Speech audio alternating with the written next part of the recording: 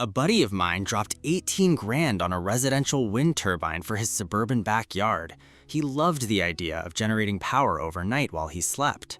6 months later, tree cover and turbulent air left that expensive metal flower spinning lazily, producing barely enough juice to run a single toaster. He bought marketing, not physics. Choosing between solar panels and wind turbines isn't about picking a team, it's about matching mechanical reality to your land. In this breakdown, we look at the raw technical math, hidden costs, and the one crucial metric that decides your winner. The raw physics of energy conversion. When you look at conversion efficiency on paper, wind turbines seem to beat solar panels outright. Modern residential solar panels operate at roughly 18 to 23% efficiency. This physical limit stems from quantum mechanics and what physicists call the Shockley-Queisser limit. A single-junction silicon solar cell can theoretically harvest only about 33% of incoming sunlight because lower-energy photons pass through silicon without knocking electrons loose, while higher-energy photons shed excess energy as heat. Wind turbines operate on fluid dynamics and kinetic energy, governed by the Betz limit, which establishes a theoretical maximum conversion efficiency of 59.3%. Commercial wind turbines easily capture 35 to 45% of kinetic air energy passing through their blades.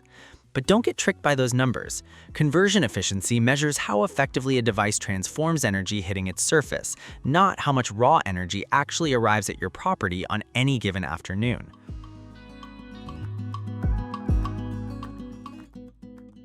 Nameplate ratings and a capacity factor trap.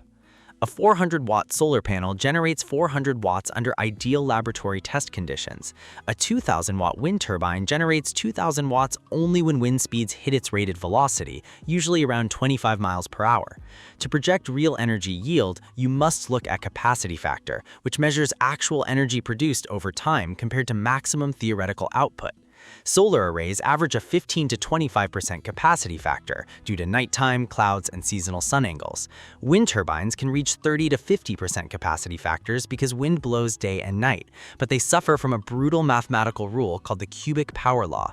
Wind power is proportional to the cube of wind velocity. If wind speed drops in half, available power drops by 8 times.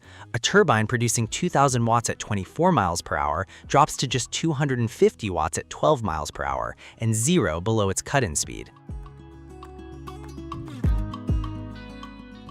Site geometry, boundary layers, and elevation. Solar panels care about sun orientation and shading, but they are exceptionally forgiving regarding surrounding structures. You can bolt solar modules to rooftops, garages, or low ground mounts because light travels directly through the atmosphere without interference from fences or trees. Wind behaves entirely differently. Air is a viscous fluid flowing across terrain. Near the ground, trees and buildings create a boundary layer of intense friction and turbulent air eddies. To reach clean, high-velocity, laminar airflow, a wind turbine must sit at least 30 feet higher than any obstacle within 500 feet. That means erecting an 80-foot tower anchored by heavy concrete footings or guy wires. In suburban or heavily wooded areas, turbulent ground air kills turbine power output and causes uneven mechanical stress. Unless you sit on open farmland or an exposed coastal ridge, site physics heavily favors solar panels. Solid-state simplicity versus mechanical fatigue. Evaluating long-term reliability highlights a massive structural difference between these technologies. Solar panels are solid-state electronic devices. Photons hit semiconductor silicon, knock electrons loose, and send current through copper busbars. There are 0 moving parts, 0 gears, and 0 friction points. Sealed inside tempered glass and weather-resistant polymer backsheets, solar modules experience predictable chemical degradation of about 0.5% annual capacity loss from thermal cycling and ultraviolet light. That is why standard solar panel performance warranties routinely guarantee 80% output after 25 years. Wind turbines are mechanical heavyweights operating under constant physical stress. A turbine contains a rotor hub, pitch control systems, main bearings, a generator, a yaw motor, and often a mechanical gearbox. Every rotation causes dynamic structural loading and vibration. Blades flex in heavy gusts, bearings wear down, and slip rings require routine inspection. A turbine demands ongoing mechanical service, lubrication, and part replacements, making its operational lifespan far shorter without strict maintenance. Installation economics and levelized cost of energy. Solar benefits from global semiconductor scale that wind simply cannot match at small sizes. Industrial automation produces solar panels by the millions, bringing hardware costs down to pennies per watt. Solar installation requires racking, microinverters or string inverters, wiring, and standard electrical labor. The process is straightforward, predictable, and clean. Wind energy scales brilliantly for utility farms, but small residential installations carry high balance of system costs. Soil testing, heavy reinforced concrete foundations, tower hardware, rigging crews, and complex local building permits double or triple your initial equipment price. When calculating levelized cost of energy, which divides total lifetime costs by total lifetime kilowatt hours generated, residential solar delivers far lower cost per kilowatt hour. You get significantly more electricity per dollar invested with solar unless you build a commercial scale turbine at massive height. Storage integration and intermittency profiles. How your renewable source generates power determines how many batteries you need to buy. Solar follows a predictable diurnal curve. The sun rises, peaks around solar noon, and sets every evening. Because the cycle repeats daily with high statistical consistency, sizing a lithium iron phosphate battery bank is straightforward. You size storage to cover nighttime electrical loads plus a cushion for cloudy weather. Wind power is stochastically intermittent.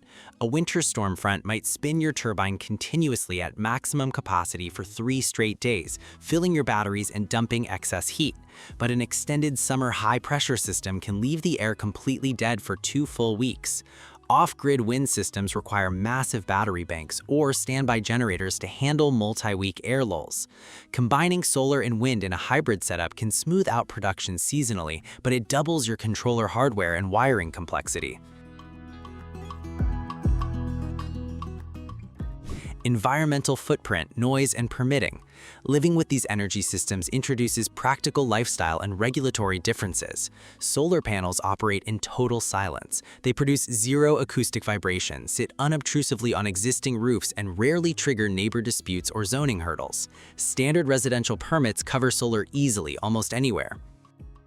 Wind turbines are active, dynamic installations that create mechanical noise from nacelle generators and low-frequency aerodynamic swooshing as blades slice through air.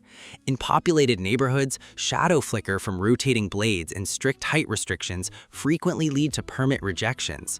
From a recycling standpoint, solar modules consist primarily of recoverable aluminum frames, copper, glass, and silicone, supported by expanding global recycling channels. Wind turbine towers and generators recycle easily as scrap steel and copper, but massive composite fiberglass blades present severe end-of-life recycling challenges and frequently end up in specialized industrial landfills. The verdict and the missing metric.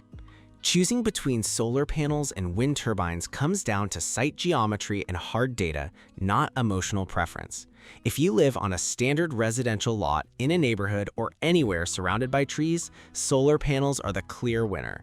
They offer lower installation risk, silent solid-state operation, zero maintenance, and predictable financial returns. Wind turbines make sense only if you own wide-open land with high ground clearance, live in a verified high-wind corridor, and have the budget for tower engineering. Remember the open loop from the intro regarding the metric almost everyone ignores? It is local anemometer data logged at your actual hub height over a full 12-month period. Most buyers look at general airport weather reports, which wildly overestimate wind speeds near suburban ground level. If your measured average annual wind speed at hub height is under 12 miles per hour, skip the turbine. Put that capital into a larger solar array and battery bank instead.